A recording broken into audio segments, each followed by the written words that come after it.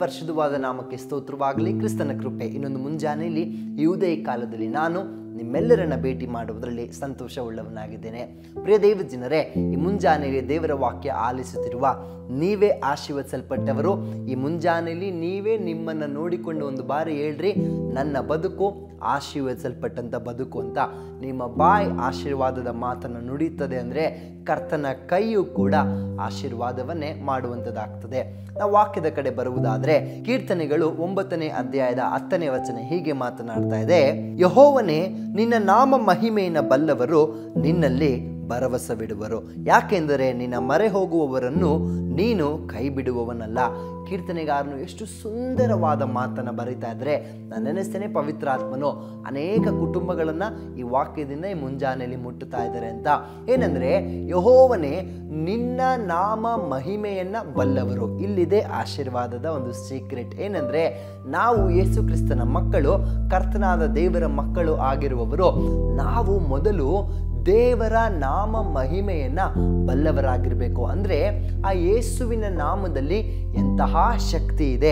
ನಾವು ದೇವರ ಮೇಲೆ ನಂಬಿಕೆ ಇಡ್ತೀವಲ್ಲ, ಆ ದೇವರ ನಾಮದಲ್ಲಿ, ಯೆಹೋವನ ನಾಮದಲ್ಲಿ ಎಂತಹ ಮಹಿಮೆ ಇದೆ, ಎಂತಹ ಶಕ್ತಿ ಇದೆ ಅನ್ನುವುದನ್ನ ಮೊದಲು ನಾವು ನೀವು ಅರಿಯುವಂಥವರಾಗಿರಬೇಕು, ಅರಿತಂಥವರು ಕೂಡ ಆಗಿರಬೇಕು.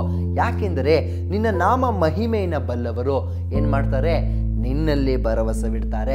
ನಮಗೆ ದೇವರ ನಾಮದಲ್ಲಿರುವಂಥ ಮಹಿಮೆ, ಶಕ್ತಿ, ಸಾಮರ್ಥ್ಯ, ಪ್ರಬಲತೆ ಗೊತ್ತಿಲ್ಲ ಅಂದರೆ ನಾವು ಯಾವ ಪ್ರಕಾರ ಹೋಗಿ ದೇವರ ಮೇಲೆ ನಂಬಿಕೆ ಇಡೋಕ್ಕಾಗ್ತದೆ? ಎಂಥ ಕಠಿಣ ಪರಿಸ್ಥಿತಿಗಳು ಬರುವಾಗ ಭರವಸೆ ಆದರೂ ಹೇಗೆ ಹುಟ್ಟುತ್ತದೆ ಹೇಳ್ರಿ? ಸತ್ಯವಾಗ್ಲೂ ಹುಟ್ಟುವುದಿಲ್ಲ, ಹೌದಲ್ವಾ?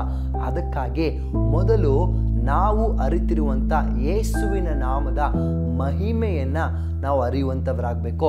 ನಾವು ಸುಮ್ಮನೆ ಯೇಸುನಾಮ ಗೊತ್ತು, ಯೇಸುನಾಮ ಗೊತ್ತು, ಯೇಸುನಾಮದಲ್ಲಿ ಪ್ರಾರ್ಥಿಸ್ತೇನೆ ಇಲ್ಲ. ಆ ನಾಮದ ಮಹಿಮೆಯನ್ನು ನೀವು ಬಲ್ಲವರಾಗಬೇಕು. ಆ ನಾಮದ ಶಕ್ತಿ ಎಂಥದ್ದು. ಎಂತಹ ಕಠಿಣ ಪರಿಸ್ಥಿತಿ ಇದ್ದರೂ ಅಲ್ಲಿ ಯೇಸುವಿನ ನಾಮ ಹೇಳಿದ್ರೆ ಎಂತಹ ಕಾರ್ಯ ಆಗ್ತದೆ, ಎಂತಹ ಬಿಡುಗಡೆ ಸಿಗ್ತದೆ, ಇದನ್ನು ನಾವು ಮೊದಲು ಅರಿತವರಾಗಿರಬೇಕು. ಆಗ ನಾವು ಅದರಲ್ಲಿ ಭರವಸವಿಡ್ತೇವೆ. ಯಾಕೆಂದರೆ ನಿನ್ನನ್ನು ಮೊರೆ ಹೋಗುವವರನ್ನ ನೀನು ಕೈ ಬಿಡುವವನಲ್ಲ. ಈ ಕೈ ಬಿಡುವವನಲ್ಲ ಅನ್ನುವ ಪದ ಇದೆಯಲ್ಲ, ಅದೆಷ್ಟು ದೊಡ್ಡ ಆಶೀರ್ವಾದದ ಪದ. ಯಾಕೆಂದರೆ ಅಪ್ಪ ಯೇಸು ಒಂದು ಸತಿ ಕೈ ಹಿಡಿದ್ರು ಅಂದರೆ ನಿಮ್ಮನ್ನು ಎಂತಹ ಕಠಿಣ ಜೀವಿತವಾದರೂ ಕೂಡ, ಎಂತಹ ಕೆಟ್ಟ ಗಳಿಗೆಗಳಲ್ಲಿದ್ದರೂ ಕೂಡ, ಏನೇ ಪರಿಸ್ಥಿತಿಗಳು ಹದಗೆಟ್ಟಿದ್ರೂ ಕೂಡ ಅವರು ಕೈ ಹಿಡಿದಿದ್ದಾರಂದರೆ ಕೈ ಬಿಡುವುದಿಲ್ಲ. ಎಲ್ಲಿ ತನಕ? ನೀವು ಭರವಸೆಯನ್ನು ಬಿಟ್ಟು ಕೊಡದೇ ಇರುವ ತನಕ. ಅದಕ್ಕಾಗಿ ವಚನ ಹೇಳ್ತಾ ಇದೆ, ನಿನ್ನ ನಾಮ ಮಹಿಮೆಯನ್ನು ಬಲ್ಲವರು ನಿನ್ನಲ್ಲಿ ಭರವಸೆ ಬಿಡುವರು, ಯಾಕೆಂದರೆ ನಿನ್ನನ್ನು ಮೊರೆ ಹೋಗುವವರನ್ನ ನೀನು ಕೈ ಬಿಡುವವನಲ್ಲ. ಯೇಸು ಕೈ ಬಿಡದ ದೇವರಾಗಿದ್ದಾರೆ. ನೀವು ಭರವಸೆ ಬಿಡ್ರಿ ಸಾಕು. ಒಂದು ದಿನವೂ ನಿಮ್ಮ ಭರವಸೆ ಆಚೆ ಈಚೆ ಅಲುಗಾಡದಂತೆ ದೃಢವಾದ ಭರವಸೆ ಬಿಡ್ರಿ. ನಾನು ಹೇಳ್ತೀನಿ ಕೇಳ್ರಿ, ಯಾಕೆ ಅಪ್ಪ ಯೇಸು ಕೈ ಬಿಟ್ಟು ಹೋಗ್ತಾರೆ? ನಿಶ್ಚಯವಾಗಿ ನಿಮ್ಮನ್ನು ಎಲ್ಲ ಸಂದರ್ಭಗಳಲ್ಲೂ ಕೈ ಹಿಡಿಯುವಂಥ ದೇವರು ಯೇಸು ಆಗಿದ್ದಾರೆ. ನಂಬಿಕೆ ಇದೆಯಾ? ಪೂರ್ಣ ವಿಶ್ವಾಸದಲ್ಲಿ ಪ್ರಾರ್ಥಿಸ್ರಿ, ಕರ್ತನೊಂದು ಅದ್ಭುತವನ್ನು ಮಾಡುವಂಥವ್ರಾಗ್ತಾರೆ. ಪರಿಶುದ್ಧಾತ್ಮನೇ ನಿಮಗೆ ಸ್ತೋತ್ರಪ್ಪ. ನಿನ್ನ ವಚನ ಪ್ರಿಯ ಮಕ್ಕಳನ್ನು ಹೀಗೆ ಬಲಪಡಿಸಿದ್ದಕ್ಕಾಗಿ ವಂದನೆ ಅಪ್ಪ. ನಿನ್ನ ನಾಮ ಮಹಿಮೆಯನ್ನು ಬಲ್ಲವರು ನಿನ್ನಲ್ಲಿ ಭರವಸವಿಡುವರು ಅನ್ನುವ ಪ್ರಕಾರ ಪ್ರಿಯ ಮಕ್ಕಳನ್ನು ಆಶೀರ್ವದಿಸ್ರಿ ಅಪ್ಪ. ನಿನ್ನ ನಾಮದ ಶಕ್ತಿ, ಪ್ರಾಬಲ್ಯತೆ, ಮಹಿಮೆಯನ್ನು ಅವರು ಅರಿತುಕೊಳ್ಳುವಂತೆ ಸಹಾಯ ಮಾಡು ಅಪ್ಪ. ನಿನ್ನ ನಾಮದ ಮೇಲೆ ಭರವಸೆ ಇಡುವಂಥ ಪ್ರಿಯ ಮಕ್ಕಳ ಮೇಲೆ ಕರ್ತನೆಪ್ಪ ದೊಡ್ಡ ಬಿಡುಗಡೆ ಮುಂಜಾನೆಯಲ್ಲಿ ಉಂಟಾಗಲಿ. ಅವರು ಭರವಸೆ ಇಡುವಾಗ ನೀನು ಎಂದಿಗೂ ಕೈ ಬಿಡದಂತೆ ನಡೆಸುವಂಥವರಾಗ್ರಿ. ಆಶೀರ್ವಾದ ಮಾಡು. ಅವರ ನಿರೀಕ್ಷೆ ಎಲ್ಲವೂ ಸಫಲವಾಗಲಿ. ಯೇಸು ಕ್ರಿಸ್ತನ ನಾಮದಲ್ಲಿ ತಂದೆಯೇ, ಆಮೇನ್, ಆಮೇನ್. ದೇವರು ತಾನು ನಿಮ್ಮನ್ನು ಆಶೀರ್ವದಿಸಲಿ. Thank you.